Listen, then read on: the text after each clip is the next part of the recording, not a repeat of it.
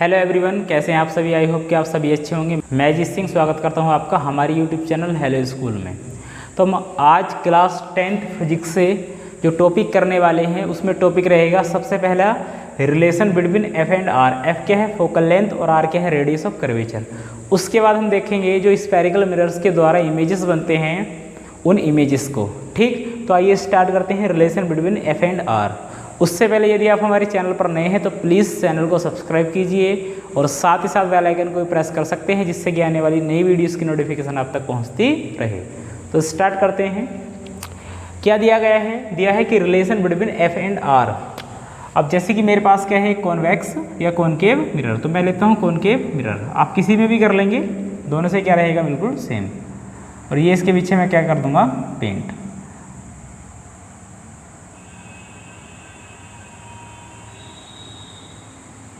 ये क्या जाएगा प्यारे बच्चों, इसके पीछे हमने क्या कर दिया, पॉलिश्ड कर दिया। ठीक है, पॉलिश्ड होता है एक साइड,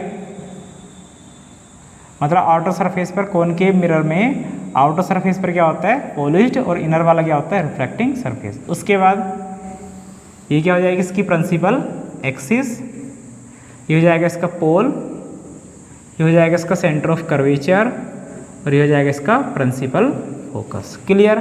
आपको पता है कि सेंटर ऑफ कर्वेचर से पोल तक की जो डिस्टेंस होगी वो क्या होगी, capital R means radius of curvature.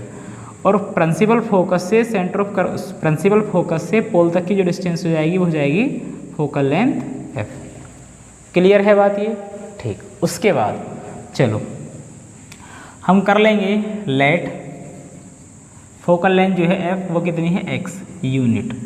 Unit मतलब इसमें जो भी दिया गया होगा सेंटीमीटर तो और मीटर तो। ठीक। अब आपको हमेशा एक बात याद रखनी है कि जितनी डिस्टेंस पोल से फोकल लेंथ की होगी, मीन्स हमने क्या मानना, एफ एक्स, उतनी ही डिस्टेंस इस एफ से सेंटर ऑफ कर्वेचर तक की रहेगी।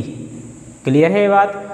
तो आपने इसको एक्स मानना है तो ये डिस्टेंस भी क्या हो जाएगी, एक्स, और ये वाली भी क्या माननी है आपने, एक्स। क्लियर है ये बात? ठीक।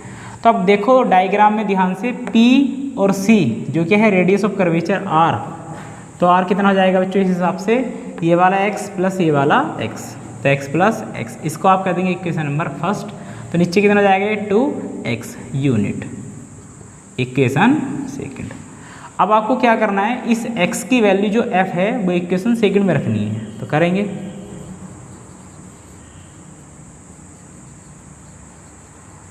Putting the value of x in equation second रखो, तो r इक्वल 2x है तो 2 मल्टीप्लाई x की वैल्यू क्या है, f, तो हो जाएगा r इक्वल 2f। ये क्या है इनमें रिलेशन, या आप इसको इस प्रकार लिख सको, f बराबर r/2। ठीक। अगर इसको लैंग्वेज में लिखें वर्ड्स में तो क्या हो जाएगा, focal length equal radius of curvature y2। मतलब कह सकते हैं जो रेडियस ऑफ कर्वेचर रहेगा वो फोकल लेंथ का ट्वाइस होगा, या फोकल लेंथ जो रहेगी वो रेडियस ऑफ कर्वेचर की क्या रहेगी, हाफ। क्लियर? मैं समझता हूँ कि आपको ये टॉपिक अच्छे से समझ में आया होगा। आप इसका एक स्क्रीनशॉट लीजिए। उसके बाद हम बात करते हैं अपने नेक्स्ट टॉपिक। हेलो बच्चों, तो हमारा जो नेक्स्ट टॉपिक रहेगा वो रहेगा rule for image formation of mirror या इन मिरर्स। मतलब इमेज कैसे बनेंगे मिरर्स में, उसके लिए क्या क्या रूल्स हो सकते हैं, हम उसको डिफाइन या उसको देखते हैं। सबसे पहली बात, आप इनको अच्छे से समझेंगे तो मैं मानता हूँ कि आपको ये कभी भी नहीं इनको आप कभी भी नहीं भुला पाओगे। ठीक है। तो सबसे पहली बात देखो, हमारे पास क्या है, एक मिरर है। अब ये कौन सा मिरर है आपको पता है, ये हमारे पास क्या है, एक कॉनकेव मिरर्स है। अब इसके राइट साइड में क्या है, पेंट। उसके बाद ये क्या है बच्चों, इसकी प्रिंसिपल एक्सिस, ये क्या है इसकी प्रिंसिपल एक्सिस। ये क्या है इसका पोल, ये आपको पता चल रहा होगा, मिड पॉइंट या centre point of A reflecting surface, ये क्या हो जाएगा, पोल। उसके बाद ये हो गया इसका प्रिंसिपल फोकस। उसके बाद ये हो जाएगा इसका सेंटर ऑफ कर्वेचर। आपको क्या करना है, जब इसको बनाएंगे तो आपको इस प्रकार इसको रखना है कि जितनी डिस्टेंस पोल से फोकस की होगी उतनी ही डिस्टेंस फोकस से सेंटर ऑफ कर्वेचर की रहेगी। क्लियर। उसके बाद पहला जो रूल है, पहला रूल क्या कहता है, पहला रूल कहता है कि लाइट, मतलब समझ लो, पहले से मैं स्टेटमेंट लिख दूंगा अभी है। पहला वाला रूल क्या होगा, देखो जो भी लाइट रेज इस प्रिंसिपल एक्सिस के पैरेलल आएंगी वो रिफ्लेक्शन के बाद हमेशा ही प्रिंसिपल फोकस से होकर जाएंगी। तो स्टेटमेंट में अगर हम देखें, the light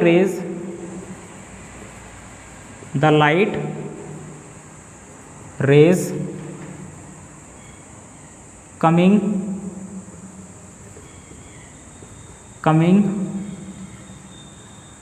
parallel to the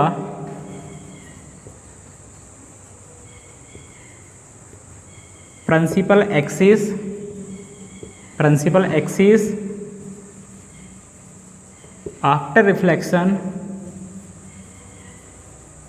after reflection they go from principal focus. मतलब कहने का मतलब यह है कि जो भी लाइट रेज प्रिंसिपल फोकस से प्रिंसिपल एक्सिस के पैरेलल आएंगी वो हमेशा ही प्रिंसिपल फोकस से होकर जाएंगी। जैसे कि ये लाइट मैं आपको दिखा रहा हूं करके, ये लाइट है इस प्रिंसिपल एक्सिस के पैरेलल आ रही है इस प्रकार। उसका जैसे इसमें रिफ्लेक्शन होगा तो कहाँ से होकर जाएगी भी बच्चों, प्रिंसिपल फोकस से ये इस प्रकार चली जाएगी, इसमें रिफ्लेक्शन हो गया। क्लियर है बात, ये बात समझ में आई सभी को। ठीक, उसके बाद सेकंड रूल जो होगा, सेकंड रूल क्या हो सकता है, सेकंड रूल होगा the light rays coming from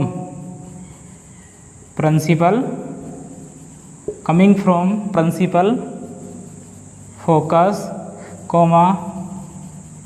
after reflection they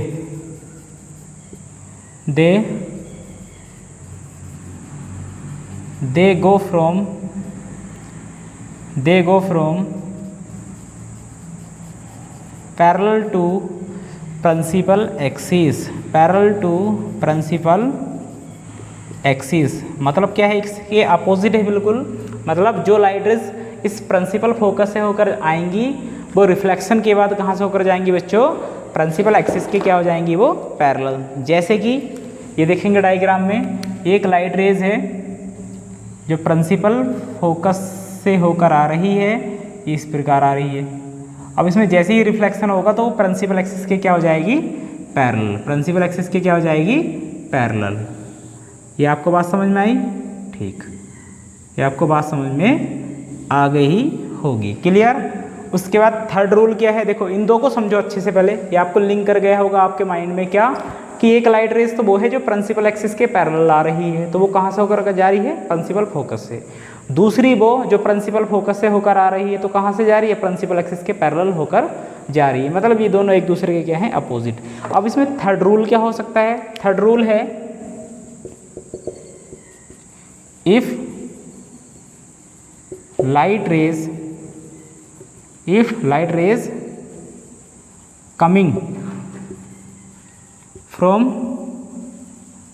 centre of curvature,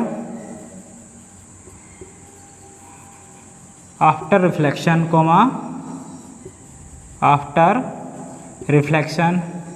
it follow same path, मतलब जब भी कोई light rays centre of curvature से होकर आएगी तो वो सेम पाथ को फॉलो करेगी। मीन्स जैसे आई वैसे ही वापिस चली जाएगी। जैसे कि मैं डायग्राम में बताऊं आपको, तो ये लाइट रेज है इस सेंटर ऑफ कर्वेचर से होकर आ रही है, ऐसे ये ऐसे आ गई। ठीक, इस प्रकार ये आ गई। अब जैसे ही इसमें रिफ्लेक्शन हुआ तो बिल्कुल वैसे ही वापस वो चली जाएगी, ऐसे आई ऐसे ही वापस चलेगी। क्लियर है बात? ये 3 रूल्स हैं, इन रूल्स को आप याद रखेंगे तो आप कभी भी इमेज का फॉर्मेशन करने में कभी आपसे कोई गलती नहीं होगी। पहला क्या, जो भी लाइट रेज प्रिंसिपल एक्सिस के पैरेलल आएगी तो उसमें जब रिफ्लेक्शन होगा वो हमेशा ही प्रिंसिपल फोकस से होकर चली जाएगी। दूसरी बात, जो लाइट रेज प्रिंसिपल फोकस से होकर आएगी उसमें जब रिफ्लेक्शन होगा तो वो प्रिंसिपल एक्सिस के पैरेलल हो जाएगी। और थर्ड यानी कि फाइनल रहेगा क्या, जो भी light raise centre of curvature से होकर आएगी वो सेम पाथ को फॉलो करेगी after the reflection, means reflection के बाद तो उसी पाथ को फॉलो करती हुई रिटर्न हो जाएगी। क्लियर? आई होप कि आपको ये रूल समझ में आए होंगे। तो आप इनका एक स्क्रीनशॉट लीजिए, उसके बाद हम बात करते हैं अपने नेक्स्ट टॉपिक, मतलब इमेज कैसे कैसे बनेगी। ठीक, तो बच्चों हमारा जो नेक्स्ट टॉपिक रहेगा वो रहेगा image formation by concave mirrors, मतलब कॉनकेव मिरर्स के द्वारा इमेज का फॉर्मेशन कैसे होगा। ठीक, तो आज हम समझेंगे कॉनकेव मिरर के द्वारा इमेज का फॉर्मेशन कैसे होता है, और उसके बाद इससे नेक्स्ट लेक्चर में हम समझेंगे कॉन्वेक्स मिरर के द्वारा इमेज का फॉर्मेशन कैसे होगा। ठीक, मैंने बताया था कि इमेज क्या होगा, जब भी 2 लाइट रेज रिफ्लेक्शन के बाद किसी एक पर्टिकुलर पॉइंट पर जाकर मिलेंगी या फिर इंटरसेक्ट करेंगी, उसी पॉइंट पर क्या बन जाएगा, इमेज बन जाएगा। क्या बन जाएगा बच्चों, इमेज बन जाएगा। अब इमेज इरेक्ट हो सकता है, सीधा, इन्वर्टेड हो सकता है, उल्टा। क्लियर? वर्चुअल हो सकता है, मीन्स जिसको हम स्क्रीन पर नहीं ले सकते, मतलब उसको कह सकते हैं आभासी। और रियल हो सकता है, मतलब जिसको हम स्क्रीन पर ले सकते हैं, मतलब वास्तविक। ये क्या होंगी इमेज की नेचर। क्लियर है बात? बड़ा हो सकता है, छोटा हो सकता है। बड़ा छोटा किससे होगा, ऑब्जेक्ट के साइज से। तो बड़ा भी हो सकता है, छोटा भी हो सकता है। ये सारी क्या है इमेज की नेचर। ठीक, तो आइए देखते हैं कि इमेज का फॉर्मेशन किस प्रकार होगा। अभी आपने समझा कि इमेज के फॉर्मेशन के लिए क्या क्या रूल्स हैं। 3 रूल्स हैं। पहला क्या, अगर लाइट रेज प्रिंसिपल एक्सिस के पैरेलल आएगी तो रिफ्लेक्शन के बाद वो हमेशा ही प्रिंसिपल फोकस से होकर जाएगी। दूसरा रूल क्या है कि अगर कोई लाइट रेज प्रिंसिपल फोकस से होकर आती है तो रिफ्लेक्शन के बाद वो हमेशा ही प्रिंसिपल एक्सिस के पैरेलल हो जाती है। तीसरा रूल क्या है कि जब भी कोई light rays centre of curvature से होकर आएगी तो वो सेम पाथ को फॉलो करेगी आफ्टर द रिफ्लेक्शन, मतलब जैसा ही वैसे ही वापस चली जाएगी। क्लियर? तो हमारे पास ये एक SPS- एक कॉनकेव मिरर लिया गया है। ठीक, अब देखो इमेज कब बनेगा, जब हमारे पास ऑब्जेक्ट होगा। इमेज की पोजीशन फाइंड करने के लिए हमें ऑब्जेक्ट की पोजीशन पता होनी चाहिए। तो ऑब्जेक्ट की जो पोजीशन होंगी इस कॉनकेव मिरर के हिसाब से, वो पोजीशन जो होंगी वो कितनी होंगी, 6। वो मैंने पहले ही यहाँ लिख दी हैं। सबसे पहली जो पोजीशन होगी ऑब्जेक्ट की वो क्या होगी, एट इन्फाइनिटी, मतलब जो ऑब्जेक्ट रखा हुआ है वो कहाँ रखा है प्यारे बच्चों, इन्फाइनिटी पर। अब इन्फाइनिटी का मीनिंग आप ये मत लगाना कि कहाँ रखा है, मतलब आसमान में चला गया, तो ये इन्फाइनिटी ये नहीं है। इन्फाइनिटी क्या होगा, आप इसको पहले से ही क्लियर कर लो। जैसे कि मेरे पास एक डिस्टेंस है, या ऐसे समझो आपके पास क्या है, 1 लाख रुपीज़, मतलब 1 लाख रुपये हैं।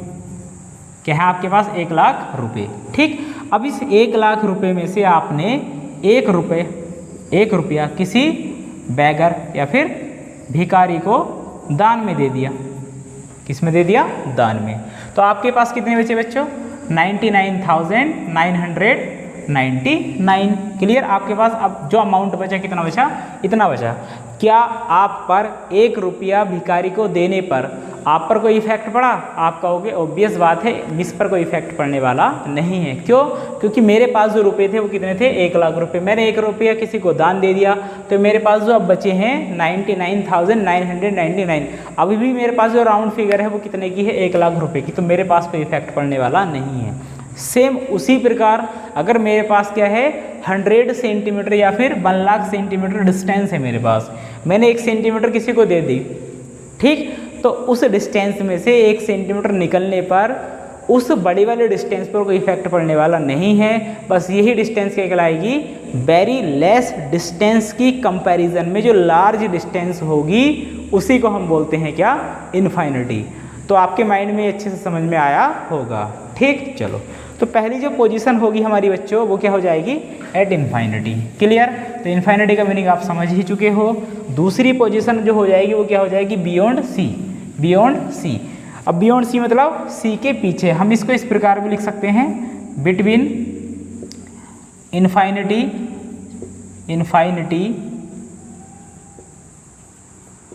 एंड सी, इसको हम लिख सकते हैं बिटवीन इन्फाइनिटी एंड सी। क्लियर। उसके बाद तीसरा होगा एट सी, मतलब अब जो ऑब्जेक्ट रखा होगा वो कहाँ पर रखा होगा, सी पर। उसके बाद बिटवीन सी एंड एफ, सी मतलब सेंटर ऑफ कर्वेचर और एफ मतलब प्रिंसिपल फोकस। अब कहाँ होगा इनके बीच में, फिफ्थ पोजीशन होगी एट एफ, मतलब एफ पर रखा है। और लास्ट सिचुएशन होगी बिटवीन एफ एंड पी, मतलब प्रिंसिपल फोकस और पोल के बीच में। तो हम इसको एक एक करके समझते हैं कैसे कैसे बनेंगे। तो सबसे पहली बात, पहली पोजीशन जो ऑब्जेक्ट रखा है वो कहाँ रखा है बच्चों, एट इन्फाइनिटी। कहाँ रखा है मेरे प्यारे बच्चों, एट इन्फाइनिटी। अब देखो मैं कुछ की पॉइंट्स बताऊंगा आपको, की पॉइंट्स। अब की पॉइंट्स ये क्या रहेंगे, तो मैं पहले लिख दूं, आपको अच्छे से समझ में आ जाएंगे की पॉइंट्स होंगे क्या। ठीक। सबसे पहली बात, ऑब्जेक्ट जो है वो कहाँ रखा है, इन्फाइनिटी पर। ठीक। इमेज जो बनेगा वो बनेगा प्रिंसिपल फोकस पर। और इसकी जो नेचर हो जाएगी प्यारे बच्चों इमेज की, वो हो जाएगी, पहली बात तो बनेगा रियल। क्या बनेगा, रियल। उसके बाद बनेगा inverted and small in size. Clear. ये होगी इसके की पॉइंट्स। मतलब आपको माइंड मैप मिल गया, एक शुरू में मिल गया क्या, कि जो ऑब्जेक्ट रखा वो कहाँ रखा है, इन्फाइनिटी पर। इमेज बनेगा प्रिंसिपल फोकस पर। और नेचर क्या होगी इमेज की, रियल होगा इमेज। इन्वर्टेड मतलब उल्टा होगा।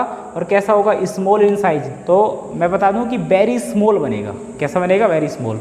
तो आपको पता चल गया कि ऑब्जेक्ट कहाँ रखा है, इमेज कहाँ बनता है और इमेज की नेचर क्या होगी। बस हमें क्या देखना, अब रे डायग्राम देखना कि बाकी क्या ऐसे बनता है, तो हाँ बनता है। तो जब इमेज ऑब्जेक्ट कहाँ रखा होगा, इन्फाइनिटी पर, तो इन्फाइनिटी मतलब बहुत अधिक डिस्टेंस पर, तो वहाँ से जो लाइट रेज आएंगी वो क्या रहेंगी, बिल्कुल पैरेलल। मतलब हम कह सकते हैं कि जो लाइट रेज हैं वो प्रिंसिपल एक्सिस के क्या आ रही हैं, पैरेलल। एक लाइट रेज ये आ गई, तो इसमें एरो हेड आपको जरूर लगाना है डायरेक्शन पता करने के लिए। और एक लाइट रेज ये आ गई।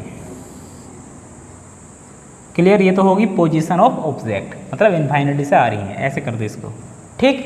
अब रूल में आते हैं। तुमने पढ़ा है पहले ही रूल कि जो भी लाइट रेज प्रिंसिपल एक्सिस के पैरेलल आएंगी, after the reflection it goes from the principal focus. It goes from the principal focus. तो रिफ्लेक्शन होगा तो प्रिंसिपल फोकस से होकर जाएंगी। एक तो ये चली गई, दूसरी वाली भी प्रिंसिपल फोकस होकर चली जाएगी। अब सबसे पहले जहाँ ये दो लाइट रेज एक दूसरे को इंटरसेक्ट करेंगी, तो सबसे पहले कहाँ करती हैं, पॉइंट एफ पर। तो एफ पर क्या बन जाएगा इनका बच्चों, इमेज। और एफ क्या है, प्रिंसिपल फोकस। आई होप कि आपको ये बात समझ में आई होगी। तो जो इमेज बनेगा वो कहाँ बनेगा, प्रिंसिपल फोकस पर बनेगा। ठीक। अब रियल कैसे होगा, रियल देख लो। देखो मान लो मैं इस साइड खड़ा हूँ, ये मिरर है, इधर वाला पार्ट क्या है इसका, रिफ्लेक्टिंग सरफेस, और इधर वाला जो पार्ट है इसका वो क्या है, पेंटेड। ठीक। अब मैं इमेज, मतलब मैं इधर खड़ा हूँ, तो मेरा जो इमेज है वो इस साइड ही बनेगा, मतलब मुझको दिखाई देगा, मतलब मैं उसको स्क्रीन पर ले सकता हूँ। अगर वो इमेज स्क्रीन पर लिया जा सकता है तो वो क्या बनेगा, रियल बनेगा। मतलब कहने का सीधा सीधा फंडा आपको याद रखना है, अगर इमेज इस मिरर से लेफ्ट साइड बनता है तो रियल होगा, और राइट साइड बनता है तो क्या होगा, वर्चुअल। क्लियर है बात। अब देखो जो ऑब्जेक्ट था वो तो इतना बड़ा था, मतलब कहाँ रखा था, इन्फाइनिटी पर, तो बहुत बड़ा था। अब यहाँ बना ऑब्जेक्ट इमेज, तो वो तो क्या है, बिल्कुल पॉइंट साइज्ड, मतलब बहुत छोटा है। ठीक। इन्वर्टेड है, ये यहाँ था सीधा और यहाँ बनेगा उल्टा। क्लियर। आई होप कि आपको ये बात समझ में आई होगी। तो आप इसका एक स्क्रीनशॉट लीजिए, उसके बाद हम बात करते हैं बियॉन्ड सी, मतलब जब ऑब्जेक्ट कहाँ रखा होगा, सी पर। क्लियर।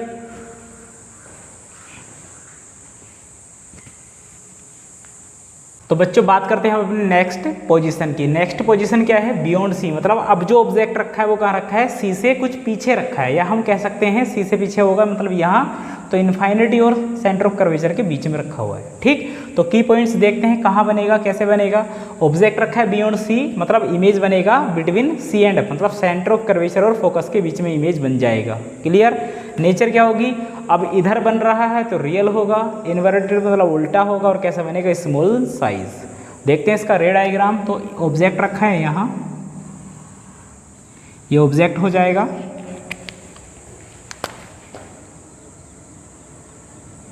ये हो गया बच्चों ऑब्जेक्ट, इसको हम कह देंगे ए बी, ऑब्जेक्ट का नाम हो गया।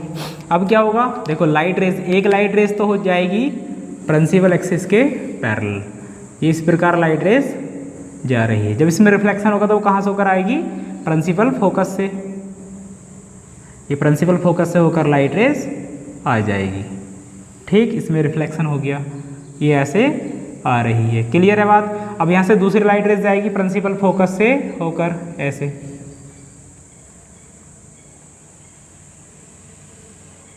ये ऐसे जा रही है एक लाइट रेज। जब इसमें रिफ्लेक्शन होगा तो वो कहाँ से जाएगी, रिफ्लेक्शन के बाद प्रिंसिपल एक्सिस के पैरेलल, तो मतलब ऐसे चली जाएगी।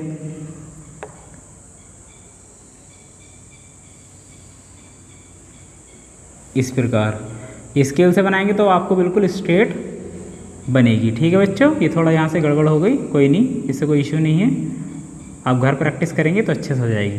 तो ये ऐसे जाएगी। अब तुमने पढ़ा है कि जब भी सबसे पहले जो दो लाइट रेज एक दूसरे को इंटरसेक्ट करेंगी वहाँ क्या बन जाएगा, इमेज, मतलब ये इमेज बन जाएगा ए से। इसको हम कहते हैं ये ए बी था, ये हो जाएगा ए डैश बी डैश। मतलब इमेज जो बनेगा वो कहाँ बनेगा, बिटवीन सी एंड एफ, मतलब सी और एफ के बीच में। कैसा बनेगा, इन्वर्टेड, ये था ऐसे, इमेज बनेगा नीचे को, उसके बाद कैसा बनेगा, स्मॉल इन साइज, ये आपका हो जाएगा रे डायग्राम। क्लियर है बात। उसके बाद हम बात करते हैं पोजीशन नंबर 3, यानी कि क्या होगा, एट सी, जब ऑब्जेक्ट कहाँ रखा होगा, सी पर। तो आप इसका एक स्क्रीनशॉट लीजिए, उसके बाद हम बात करते हैं थर्ड पोजीशन की। प्यारे बच्चों, बात करते हैं हम नेक्स्ट पोजीशन, जो क्या रहेगा, एट सी, मतलब अब जो ऑब्जेक्ट रखा हुआ है वो कहाँ रखा हुआ है, सी पर। तो सी पर जब रखा हुआ होगा तो की पॉइंट्स देखते हैं। तो ऑब्जेक्ट तो हो गया सी पर, तो इमेज भी कहाँ बनेगा, सी पर ही बनेगा, मतलब सेंटर ऑफ कर्वेचर पर ही बनेगा। नेचर क्या होगी, रियल बनेगा, लेफ्ट साइड बनता है रियल होगा, इन्वर्टेड बनेगा, और क्या बनेगा, इक्वल इन साइज। मतलब क्या होगा, देखो जितना बड़ा ऑब्जेक्ट होगा उतना ही बड़ा क्या बनेगा, इमेज। देखते हैं इसका रे डायग्राम। तो ये ऑब्जेक्ट मैंने पहले से ले रखा है, यहाँ सी पर रखा हुआ है, इसका हमने नाम दे दिया, क्या होगा ये, ए बी। अब पहली लाइट रेज जो प्रिंसिपल एक्सिस के पैरेलल जाएगी, ये हो गई, ये इस प्रकार जा रही है। ठीक, after the reflection it goes from the principal focus, it goes from the principal focus. ठीक है बच्चों, ये कहाँ से होकर जाएगी, प्रिंसिपल फोकस से होकर चली जाएगी। उसके बाद दूसरी लाइट रेज कहाँ से होकर जाएगी, प्रिंसिपल फोकस से।